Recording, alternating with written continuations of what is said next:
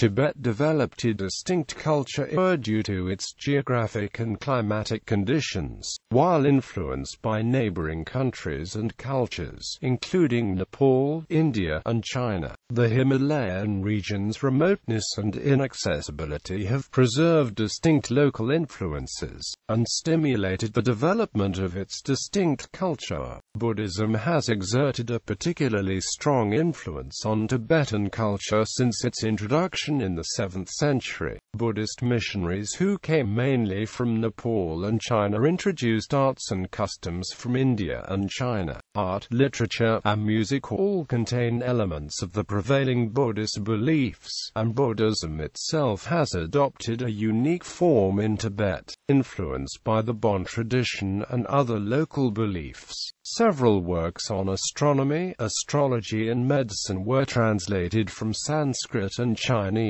The general appliances of civilization have come from China. Among many things and skill imported were the making of butter, cheese, barley, beer, pottery, water mills, and the national beverage tea. Tibet's specific geographic and climatic conditions have encouraged reliance on pastoralism, as well as the development of a different cuisine from surrounding regions, which fits the needs of the human body in these high altitudes. Tibetan language. The Tibetan language is spoken in a variety of dialects in all parts of the Tibetan inhabited area, which covers 2.5 million square kilometers. Some of these dialects are tonal like the Chinese language, while others remain non-tonal. Historically, Tibet was divided into 3 cultural provinces called Yusang, Kham and Amdo. Each one of these 3 provinces has developed its own distinct dialect of Tibetan. Most widely spoken is the Lhasa dialect, also called Standard Tibetan, which is spoken in central Tibet and also in exile by most Tibetans. In Kham, the Kham's Tibetan dialect is spoken, and in Amdo, the Amdo Tibetan dialect. The Tibetan dialects are subject to the Tibetic languages, which are part of the Tibeto-Burman languages. Modern Tibetan derives from Classical Tibetan, which is the written norm, and from Old Tibetan. The official language of Bhutan, Dzongkha, is also closely related to Tibetan. Visual arts. Tibetan art is deeply religious in nature, a form of sacred art. It spreads over a wide range of paintings, frescoes, statues, ritual objects, coins, ornaments and furniture. Mahayana Buddhist influence. As Mahayana Buddhism emerged as a separate school in the 4th century BC, it emphasized the role of bodhisattvas, compassionate beings who forego the personal escape to nirvana in order to assist others. From an early time, various bodhisattvas were also subjects of statuary art. Tibetan Buddhism, as an offspring of Mahayana Buddhism, inherited this tradition. A common bodhisattva depicted in Tibetan art is the Chenrezig deity, often portrayed as a 4 or 1,000-armed saint with an eye in the middle of each hand, representing the all-seeing compassionate one who hears our requests. The Dalai Lama is believed to be his reincarnation. Tantric influence. Most of the typical Tibetan Buddhist art can be seen as part of the practice of Tantra. A surprising aspect of Tantric Buddhism is the common representation of wrathful deities, are often depicted with angry faces, circles of flame, or with the skulls of the dead. These images represent the protectors, and the fearsome bearing belies the true compassionate nature. Actually, the wrath represents the dedication to the protection of the Dharma teaching as well as to the protection of the specific tantric practices to prevent corruption or disruption of the practice. Bon influenced. The indigenous shamanistic religion of the Himalayas is known as Bon. Bon contributes a pantheon of local tutelary deities to Tibetan art. In Tibetan temples, statues of the Buddha or Padmasambhava are often paired with statues of the tutelary deity of the district, who often appears angry or dark. These gods once inflicted harm and sickness on the local citizens, but after the arrival of Padmasambhava, Sambhava, these negative forces have been subdued and now must serve Buddha. Rugs. Tibetan rug making is an ancient art and craft in the tradition of Tibetan people. These rugs are primarily made from Tibetan highland sheep's virgin wool. The Tibetan uses rugs for almost any domestic use, from flooring to wall hanging to horse saddles. Traditionally, the best rugs are from Gyansa, a city which is known for its rugs. The process of making Tibetan rugs is unique in the sense that almost everything is done by hand. But with the introduction of modern technology, a few aspects of the rug-making processes have been taken over by machine, primarily because of cost, the disappearance of knowledge, etc. Moreover, some new finishing touches are also made possible by machine. Tibetan rugs are big business in not only Tibet, but also Nepal, where Tibetan immigrants brought with them the knowledge of rug making. Currently in Nepal, the rug business is one of the largest industries in the country, and there are many rug exporters. Painting. Thangka paintings, a syncretism of Chinese scroll painting with Nepalese and Kashmiri painting, first survived from the 11th century. Rectangular and intricately painted on cotton or linen, they are usually traditional compositions depicting deities, famous monks, and other religious, astrological, and theological subjects, and sometimes mandalas. To ensure that the image will not fade, the painting is framed in colorful silk brocades and stored rolled up. The word thangka means something to roll, and refers to the fact that thangkas can easily be rolled up for transportation. Besides thangkas, Tibetan Buddhist wall paintings can be found on temple walls as frescoes and furniture, and many other items have ornamental painting. Tibetan art. Architecture. Tibetan architecture contains Chinese and Indian influences, and reflects a deeply Buddhist approach. The Buddhist prayer wheel, along with two deer or dragons, can be seen on nearly every gumpa in Tibet. The design of the Tibetan chortens can vary, from roundish walls in Kham to squarish, four-sided walls in Ladakh. The most unusual feature of Tibetan architecture is that many of the houses and monasteries are built on elevated, sunny sites facing the south, and are often made of a mixture of rocks, wood, cement and earth. Little fuel is available for heat or lighting, so flat roofs are built to conserve heat, and multiple windows are constructed to let in sunlight. Walls are usually sloped inwards at 10 degrees as a precaution against frequent earthquakes in the mountainous area. World Heritage Site. Standing at 117 meters in height and 360 meters in width, the Potala Palace, designated as a World Heritage Site in 1994 and extended to include the Norbilinka area in 2001, is considered a most important example of Tibetan architecture. Formerly the residence of the Dalai Lama, it contains over 1,000 rooms within 13 stories, and houses portraits of the past Dalai Lamas and statues of the Buddha. It is divided into the outer White Palace, which serves as the administrative quarters, and the inner Red Quarters, which houses the assembly hall of the Lamas, chapels, 10,000 shrines and a vast library of Buddhist scriptures.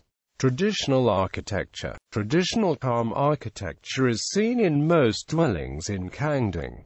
Kham houses tend to be spacious and fit in well with their environment. The floors and ceilings are wooden, as houses are throughout in Kangding. Horizontal timber beams support the roof, and these in turn are supported by wooden columns. Although the area has been heavily logged, wood is imported and used abundantly for housing. The Ganzi area of Kham, surrounded by forests, is known for its beautiful wooden houses built built in a range of styles and lavishly decorated with wooden ornamentation. The interiors of houses are usually paneled with wooden. The cabinetry is ornately decorated. Although various materials are used in the well-built houses, it is the skillful carpentry that is striking. This skill is passed down from father to son, and there appear to be plenty of carpenters. However, a threat to traditional Tibetan carpentry is the growing use of concrete structures. Some consider the increased use of concrete as a deliberate infiltration of the Chinese influence into Tibet. In Garba Township, where there are few Chinese, almost all the structures are traditional architecture and monastic architecture. The events that took place in Tibet in the 20th century exacted a heavy toll on Tibetan monastic architecture. Under the 13th Dalai Lama, the Tangyeling Monastery was demolished in 1914 for seeking to come to terms with the Chinese. Under Regent Taktra, the Sira Monastery was bombarded with howitzers and ransacked by the Tibetan army in 1947 for siding with former Regent Reting. It is important to see that Sira Monastery was by no means destroyed but only looted partially. The major destruction happened during the Cultural Revolution. China's Cultural Revolution resulted in the deterioration and loss of Buddhist monasteries,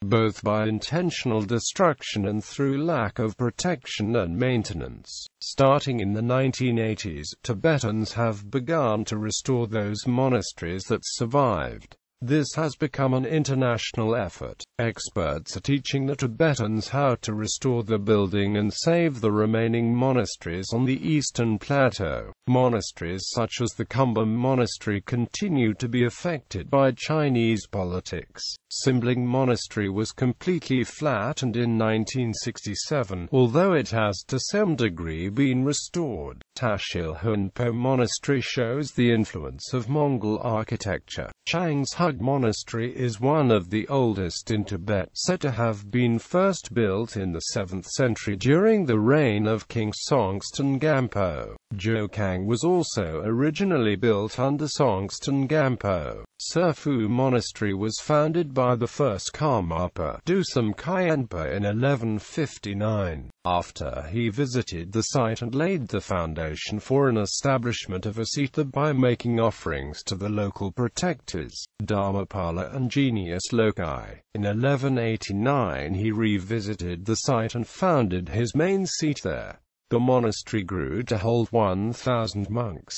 Sazonggongpa Monastery is a small shrine built around the 14th century A.D. Palcho Monastery was founded in 1418 and known for its kumbum, which has 108 chapels on its 4 floors. Chokorjal Monastery, founded in 1509 by Gendon Gyatso. Second Dalai Lama, once housed 500 monks but was completely destroyed during the Cultural Revolution.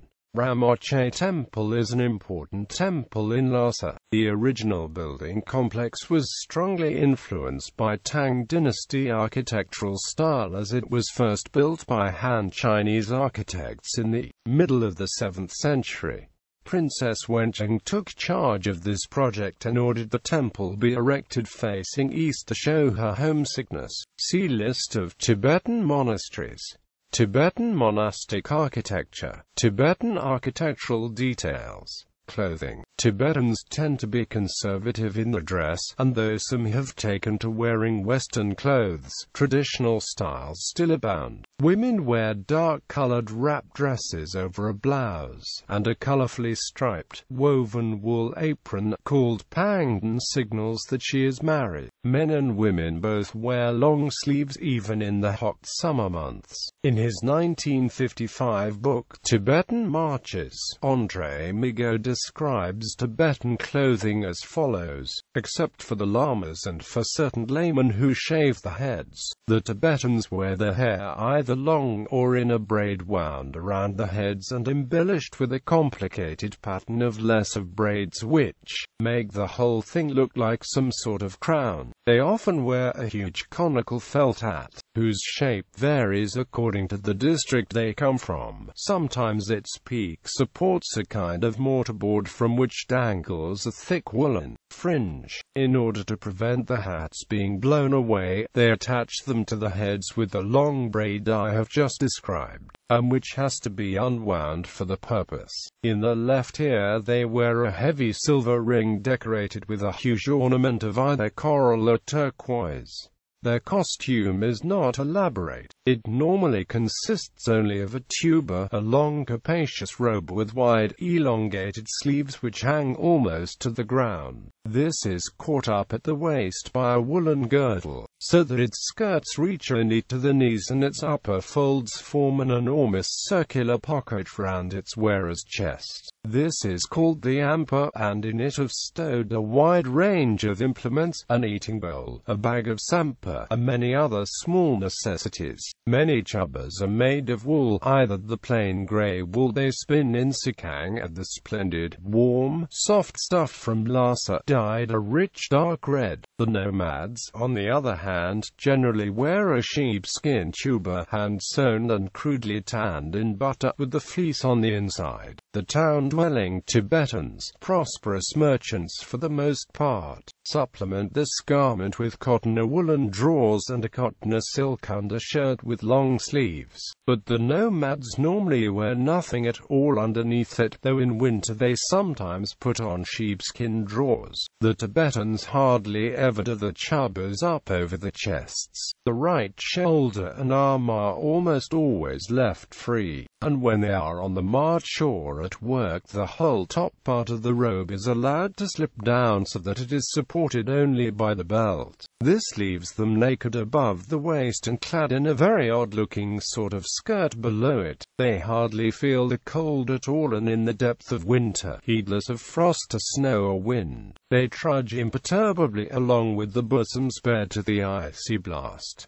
The feet, too, are bare inside the great high boots. These have soft soles of raw and tanned leather. The loose-fitting leg of the boot, which may be red or black or green, has a sort of woolen garter around the top of it which is fastened to the leg above the knee with another, very brightly colored strip of woolen material. Tibetan people, cuisine. The cuisine of Tibet is quite distinct from that of its neighbors. Tibetan crops must be able to grow at the high altitudes, although a few areas in Tibet are low enough to grow such crops as rice, oranges, bananas, and lemon. The most important crop in Tibet is barley. Flour milled from roasted barley, called sampa, is the staple food of Tibet. It is eaten mostly mixed with the national beverage butter tea. Butter tea fits the needs of the human body in these high altitudes perfectly, as it contains butter, milk, salt and tea. Tibetan cuisine contains a wide variety of dishes. Most famous are probably momus. Baelep is Tibetan bread eaten for breakfast and lunch. There are many other types of baelep bread and fried pies. Thukpa is noodle soup. It consists of noodles of various shapes, vegetables, and meat in broth. Tibetan cuisine is traditionally served with bamboo chopsticks, in contrast to other Himalayan cuisines which are eaten by hand. Small soup bowls are also used by Tibetans, and the rich are known to have used bowls of gold and silver. Since only a few crops grow at such high altitudes, many features of Tibetan cuisine are imported, such as tea, rice and others. Meat dishes are likely to be yak, goat or mutton, often dried, or cooked into a spicy stew with potatoes. Tibetans would never eat dogs and fish only in special cases, as dogs are regarded as domestic animals and also guard dogs, and fish is one of the 8 auspicious symbols of Buddhism. Mustard seed is cultivated in Tibet, and therefore features strongly in its cuisine. Yak yogurt, butter and cheese are frequently eaten, and well-prepared yogurt is considered something of a prestige item. In larger Tibetan towns and cities, many restaurants nowadays serve Sichuan-style Chinese food. Western imports and fusion dishes, such as fried jack and chips, are also popular. Nevertheless, many small restaurants serving traditional Tibetan dishes persist in both cities and the countryside. Jasmine tea and yak butter tea are drunk.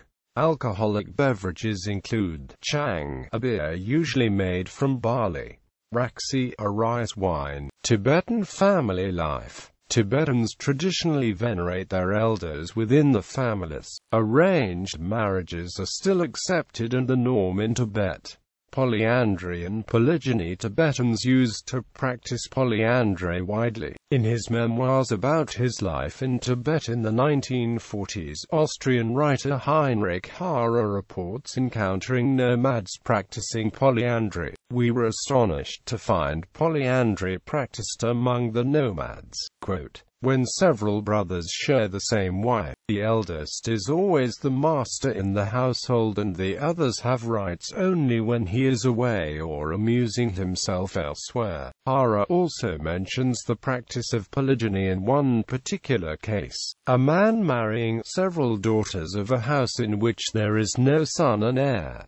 The arrangement prevents the family fortune from being dispersed. Calendar. The Tibetan calendar is the lunisolar calendar, that is, the Tibetan year is composed of either 12 or 13 lunar months, each beginning and ending with a new moon. A 13th month is added approximately every 3 years, so that an average Tibetan year is equal to the solar year. The months have no names but are referred to by the numbers except the 4th month, which is called the Sakadawa, celebrating the birth and enlightenment of Buddha. The Tibetan New Year celebration is Losar. Each year is associated with an animal and an element. The animals alternate in the following order. The elements alternate in the following order. Each element is associated with 2 consecutive years, first in its male aspect, then in its female aspect. For example, a male earth dragon year is followed by a female earth snake year, then by a male iron horse year. The sex may be omitted, as it can be inferred from the animal. The element animal designations recur in cycles of 60 years, starting with the fire rabbit year.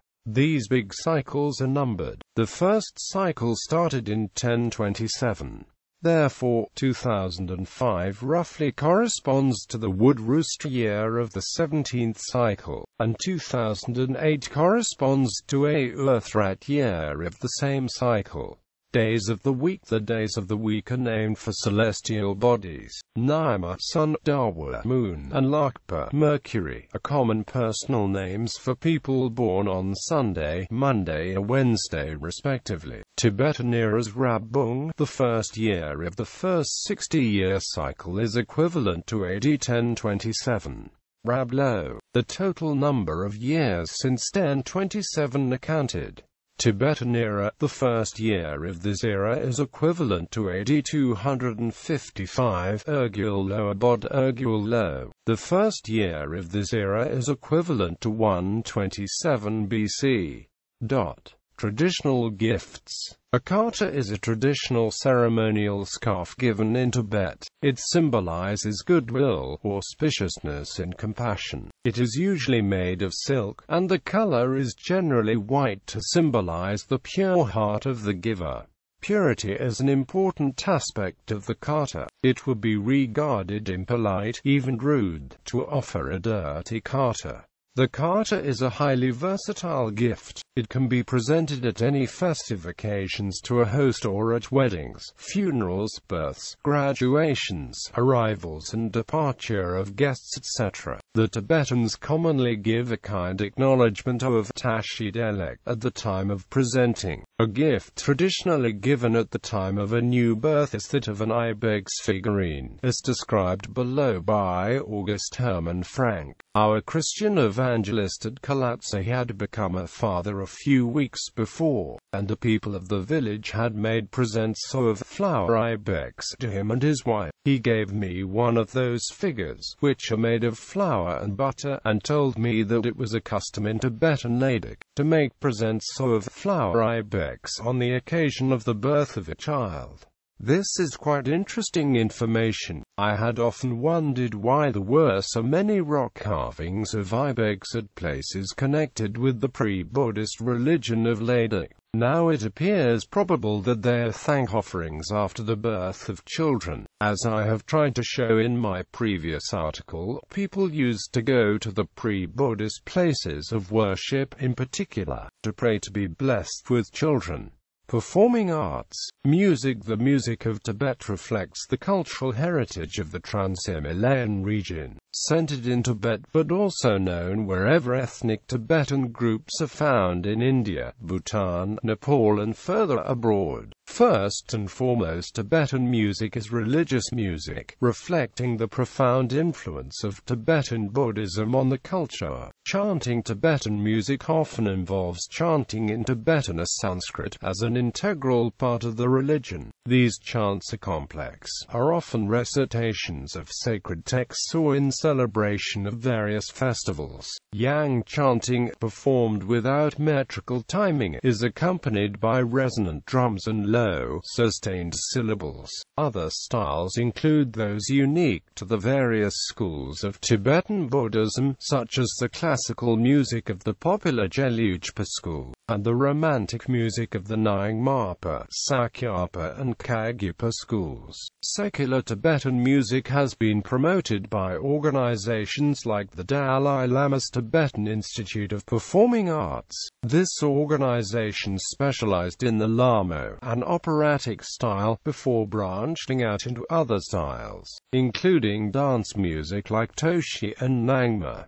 Nangma is especially popular in the karaoke bars of the urban center of Tibet, Lhasa. Another form of popular music is the classical Ga style, which is performed at rituals and ceremonies. Liu are a type of songs that feature glottal vibrations and high pitches which are typically sung by nomads. There are also epic bards who sing of Tibet's national hero Gesar. Modern and popular Tibetans are well represented in Chinese popular culture. Tibetan singers are particularly known for the strong vocal abilities which many attribute to the high altitudes of the Tibetan plateau. Zeten Dolma rose to fame in the 1960s for her music and dance suite The Earth is Red. Kelsang Metok is a popular singer who combines traditional Tibetan songs with elements of Chinese and Western pop. Herba Ergul was the 2006 winner of Haunana, the Chinese version of American Idol. In 2006, he starred in Sherwood Who's Prince of the Himalayas, an adaptation of Shakespeare's Hamlet, set in ancient Tibet and featuring an all-Tibetan cast.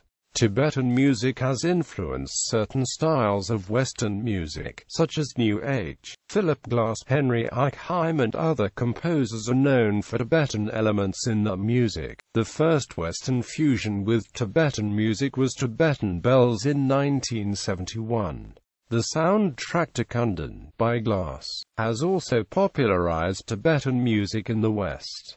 Foreign styles of popular music have also had a major impact within Tibet. Indian ghazal and filmi are very popular, as is rock and roll, an American style which has produced Tibetan performers like Rangs and Shonu. Since the relaxation of some laws in the 1980s, Tibetan pop popularized by the likes of Yedong, Jampa Sering, 3-member group AJIA, 4-member group Gao Yuan Hong, 5-member group Gao Yuan Feng, and Deccan Shag Dagsay are well known. As are the sometimes politicized lyrics of Nangma. Gao Yuan Hong in particular has introduced elements of Tibetan language rapping into the singles. Drama. The Tibetan folk opera, known as Aklamo, which literally means sister goddess, is a combination of dances, chants and songs. The repertoire is drawn from Buddhist stories and Tibetan history. The Tibetan opera was founded in the 14th century by Thangthong Gyalpo Gyalpo, a lama and a bridge builder. Gyalpo and 7 recruited girls organized the first performance to raise funds for building bridges, which would facilitate transportation in Tibet. The tradition continued, and Lamo is held on various festive occasions such as the Lingkha and Shoten festival. The performance is usually a drama held on a barren stage that combines dances, chants and songs.